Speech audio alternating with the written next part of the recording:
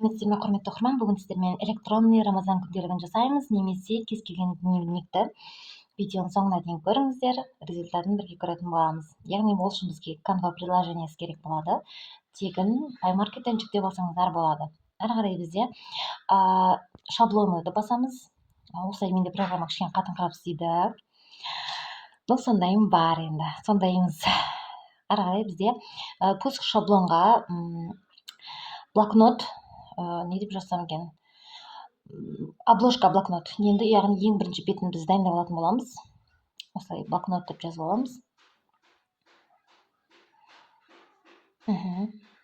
Осылай қазір бізге блокноттың түрлері шығады. Кез келген түрі, гүлі бар, жоғы бар, түрлі түрі. Міне қараңыздар. Даже мынандай дневник түрлері де бар. Маған осы бір жасыл түс көзіме түсті, осыны ала салайын. Яғни бұл жерде тұрған қазір көрсететін боламын. Кез келген суретті удалить етіп тастай аламыз. Қараңыздар, үстін басамыз, удалить кнопкасын басамыз. Кез келген сурет, мына төменде тұрған кішкентай жапырақты, маған ол в принципе ұнап тұр, нормально тұра берсін. И добавить, мына жерге текстті бассақ, тексттің бетіне рамазан күнделігі деп жазамыз. Немесе жаңағы өзіңіздің дневнигіңізді, мысалы менің рамазан күнделігім, түрлі өзіңіздің енді әлгі ойларыңыз бар ғой, өздеріңіздің мненияларыңыз бойынша жасауларыңызға болады. Мен енді рамазан күнделігі деп осылай жаздым. Тастаймыз. Ары қарай осының үстінен бассақ, осы жерде шрифттар шығады. Бізге түрлі шрифттарды таңдап алуға болады, кез келгенін. Кейдегі менде бір осылай жазулар бір-екеуі жоқ менде. Яғни менің телефоныма дұрыс тұрмайды. Қарасаңыздар, мына жерде прозрачный болып тұрғандар платный, еще айтып қояйын. Мынандай қара түстілер более нормальный. Вот таңдап көрсем қалай болады екен. Мынаны көрейін, осы әдемі сияқты. Осыны қоя салайын да. Өздеріңіздің қарауларыңыз, может сізге розовый цвет ұнайтын шығар, мен білмеймін ғой. Мен примерно осылай жасыл цветті таңдай салдым. Ары қарай мына жерде біз цветін қойсақ болады, мына жазулардың. Қандай түске келеді, қызыл түс вообще келмейді да. Міне осылай. Осы нормально сияқты, жасыл цветке прям түсетін сияқты да. Енді ары қарай рамка дегенді басамыз, элементайды басамыз, то есть элементайдың үстіне осылай графика бар. Осылай кез келген смайликтер, суреттер шығады. Мен енді рамазан айына болғасын, міне рамазан деп іздеп аламын. Өзімізге ұнаған осылай кез келген, мына тәждің суреті тұрғандар, олар платный. Яғни тәжі жоқтарды аласыздар. Маған қандай болады, дәу сияқты ғой, болмай қалды да. Не очень. Давайте басқасын көреміз. Элементы. Осы жерде жаңа біздің ары қарай іздегеніміз шыға береді. Осыны таңдап көре салайын. Осылай, өздеріңізге ұнаған қоясыздар, может сіздерге басқаша ұнай ма. Мен просто сіздерге для себя көрсетіп жатырмын. Ол жерде түрлі әдемі смайликтер, суреттер бар. Ары қарай, енді бұны біз мына жапырақты удалить етуге болады, тұра берсін деп тұрмын мен. Ары қарай бір сурет қойсам ба деп тағы ойландым. Принцип керек емес сияқты. Мне кажется, керек емес сияқты дедім да. Лучше видеоны сақтап аламыз. Жаңағы фотомызды сақтап аламыз. Достар, мына жерде қарасаңыздар, түрлі қараңыздаршы, осындай стикерлер бар. Түсінбеген жерлеріңіз болса, комментарияға жазыңыздар, мен сіздерге міндетті түрде жауап жазамын. Мынау қандай деп сұраңыздар, мен обязательно жауап жазамын. Мына жерде ол әдемес болып қалды. Удалить тастай саламыз лучше. Араларыңызда, может, Canva приложениені жақсы істейтін адамдар бар. Мына жерде жоғарыда сохранить дегенді бастым, скачать етіп жатырмыз қазір. Так, скачать еткеннен кейін енді ортасындағы парақтарды дайындаймыз. Бірінші бетін, яғни мына жерде түрлі өздеріңіз таңдауларыңыз бойынша жасасаңыздар болады. Енді мен жасыл болғандықтан жасыл түсті таңдадым ішкі парақтарына. Яғни ішкі парақтарына дегенге біз ауыз ашу, бекіту, челлендждар, кез келген дұғалар, зікірлер жазып қойсаңыздар болады.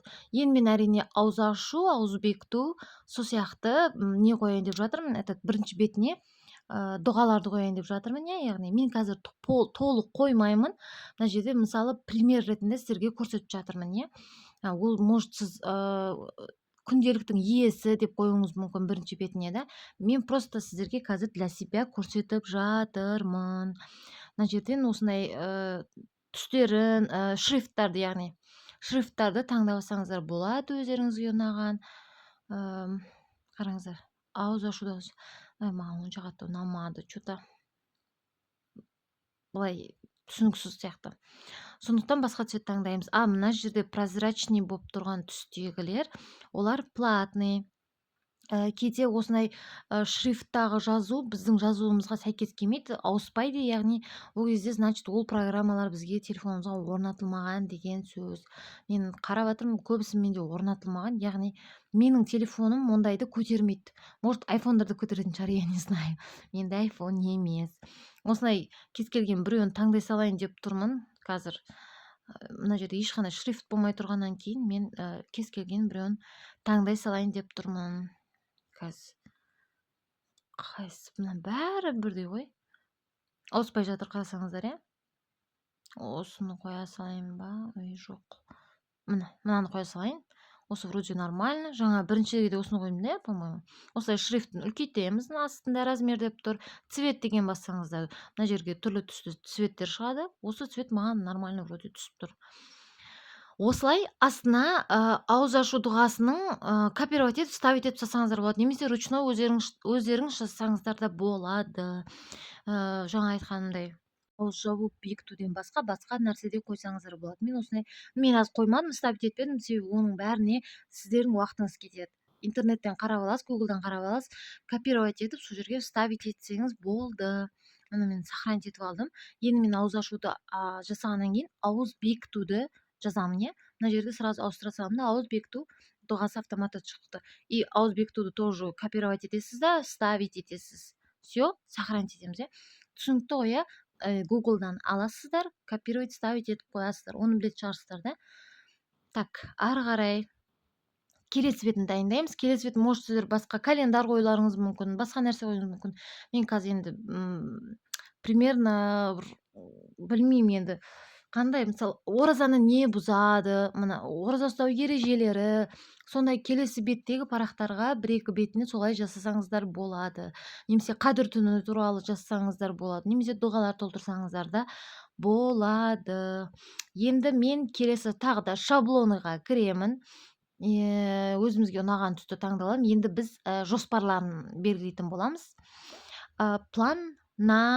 Енді мен план на Рамазан деп, енді соңында жаңағы пландарымыз бар ғой, жаңағыдай намаз оқитын уақыт деген сияқты жоспар қоямыз ғой. Соған парақ іздеймін. Қандайда, вот просто мен ала салдым. Ол жерде выборлар өте көп. Мен әшейін осындай простой біреуін ала салдым. Ренжімеңіздерші, мен асығып сөйлеп отырмын, себебі видеоны тездетіп қойғаннан кейін соған үлгерейін деп тез сөйлеп жатқаным бар. Мына жерге жаңа текстті қойып, мына жоспарларымызды қойып, жоспар деп қоя салдым. Енді мен білмеймін, мына жағына намаз уақыты деп қойсаңыздар болады. Мен мына жерге енді күн реті деген сияқты қылып жазыңыздар, толтырыңыздар дегенде етіп қойып жатырмын. Так, енді не жазамыз? Добавитті басамыз да, енді жоспар деп жаздым. Одан басқа нәрсе жазсаңыздар болады. Бүгінгі жоспар деген сияқты. Мына жерде шрифт таңдап аламыз бағанағыдай. Өздеріңізге ұнаған кез келген шрифтті таңдасаңыздар болады. Міне свет. Кез келген таңдайсыз. Осы цвет вроде бы нормально сияқты. Ары қарай бұнда өзіңіздің қалағандарыңызды жасаңыз болады.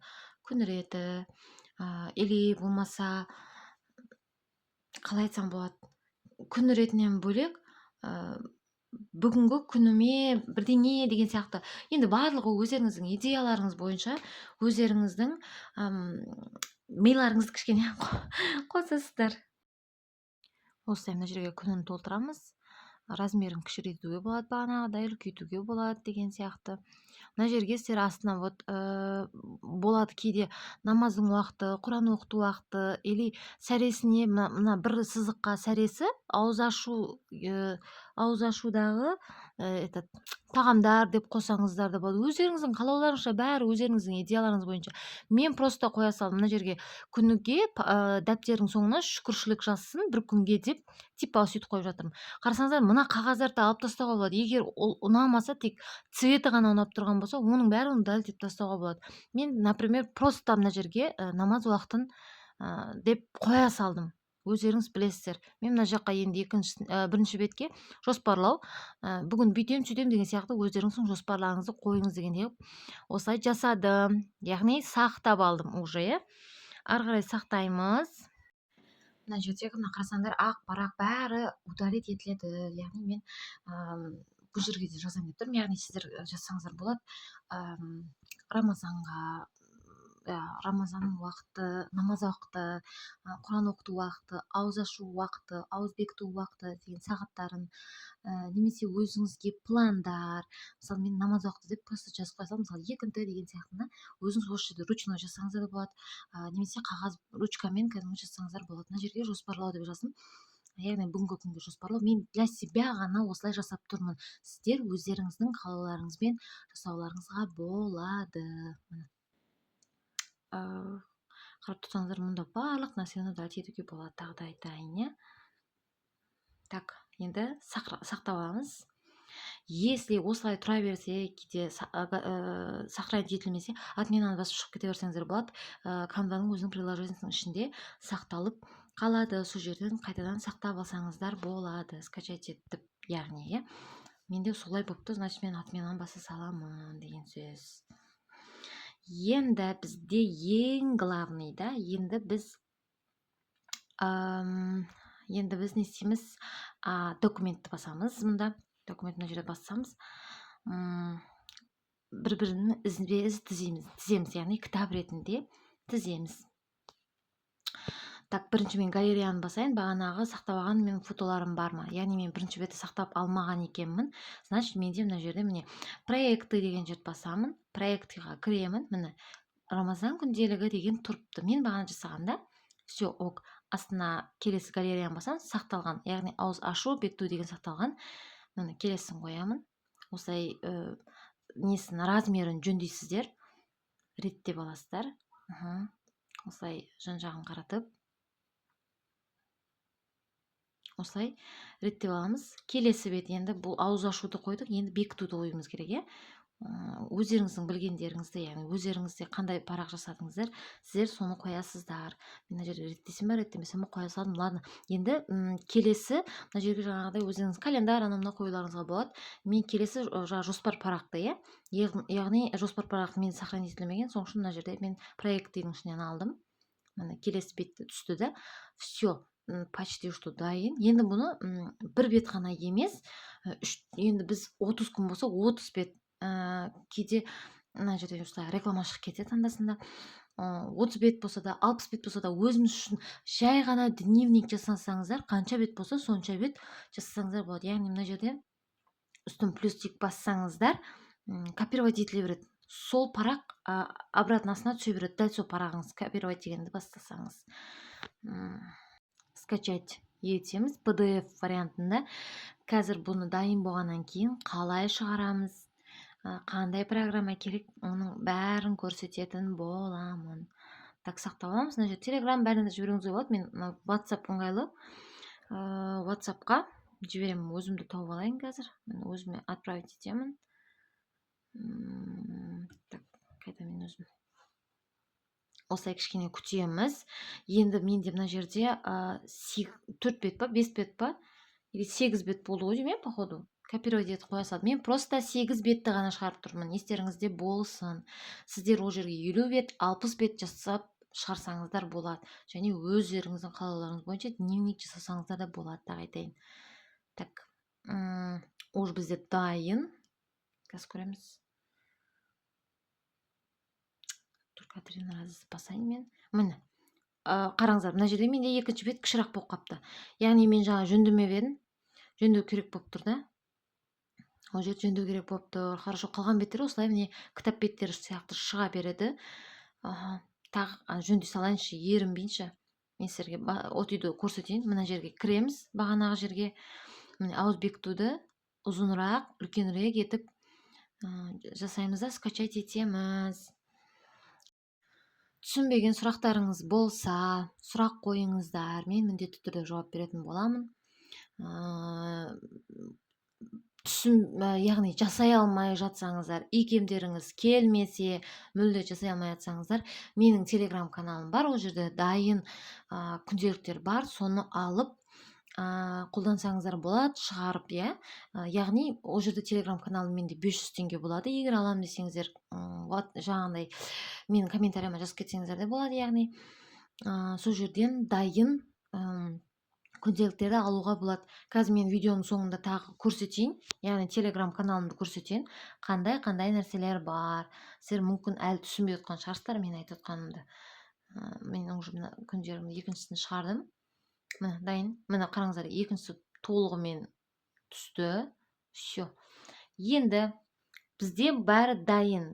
Біз енді бұны шығарамыз, Қалай шығарамыз? Қазір оған қандай программа керек? Видеоны өшіріп тастамаңыздар, ары қарай көріңіздер. Қандай программамен қалай шығарамыз? Енді біз бұны А4-ға шығарсақ үлкен болып шығады, Бізге кішкене шағын кітапша болу керек.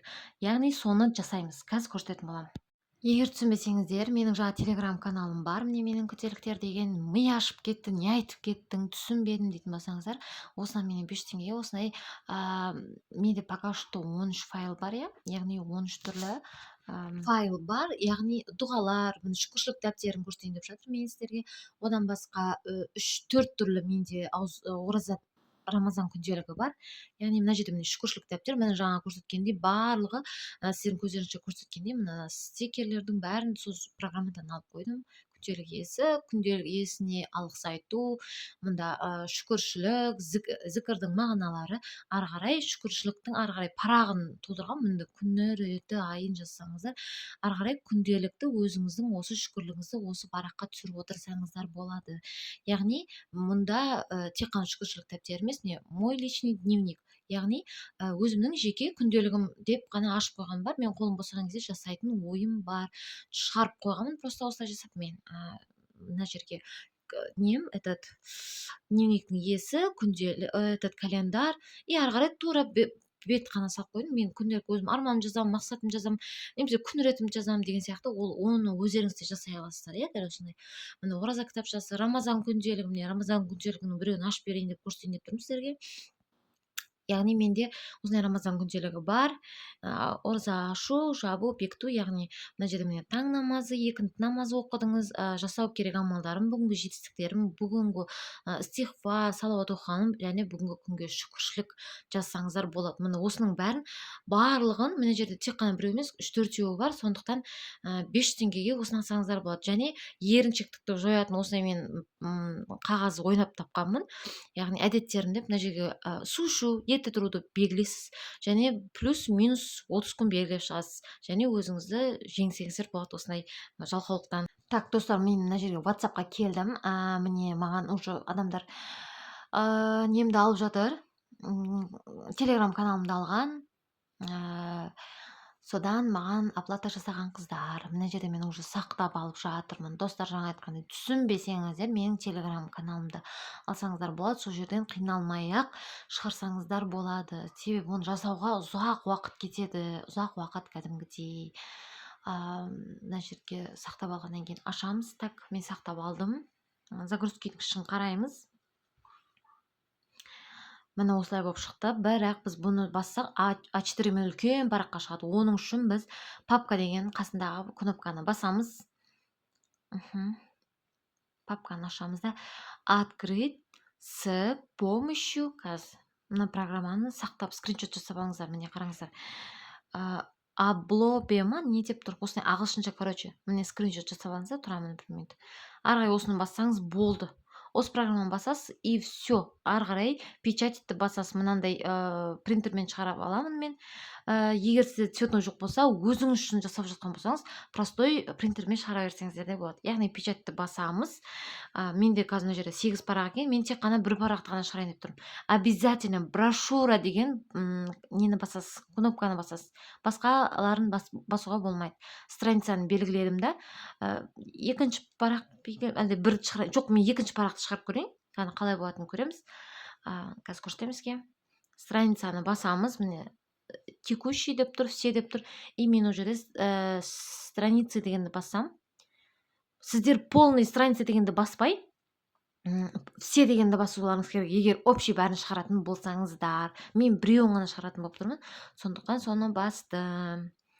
Так, печатьті бастым. Енді қазір көреміз қалай шығатынын.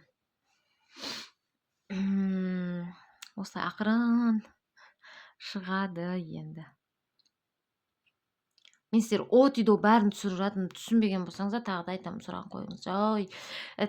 Сұрақтарыңыз қойыңыздар. Міне менде шықты. Яғни А4 болса дәу болып шығады, ал менде бұл кішкене альбомчик ретінде шықты, е. Енді мен ана жерге қоямын парақты, обратно қоямын. Енді екінші бетін шығаруымыз керек қой. Себебі бір параққа бір ғана зат шығарсақ, бәрі кетеді деген сөз. Негізі 50 бет болса, бәрін все дегенді басып шығарсаңыздар, ол автоматты түрде алды артына шығарып береді. 20 параққа келгенде тоқтайды, аударып жіберсеңіздер, келесі 20 бетті бір-бірінің бетіне қарай шығарып береді. Сонда сіздер 40 парақты 40 бетке емес, 40 парақты 20 бетке ғана шығара аласыздар. Түсінбесеңіздер, тағы да басынан көріңіздер. Может, компьютер түсінетіндеріңіз бар, іштеріңізде түсінбейтіндеріңіз бар. Мен екінші парағын шығарып көріп жатырмын, мен қалай шығатынын білмеймін. Мен компьютерді былай қоюшым еді, былай қоюшым еді, есімде жоқ. Осылай қоя салдым примерно. Қазір көреміз қалай шығатынын.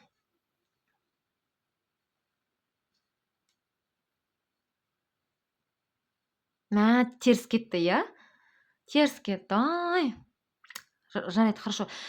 Ну, ладно, енді. Қазір мынаны бүктейміз. Бүктеп алып, қараңыздар. Міне, ортасынан кесіп, мынау теріс болып тұр ғой енді.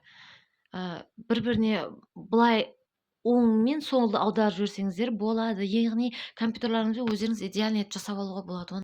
Енді сұрақ, ары қарай видеомды екінші часть түсіретін боламын. Арнаға тіркеліп қойыңыздар. Бұны қалай жинаймыз, қалай прикреплять етеміз, соның бәрін салатын боламын. Всем пока!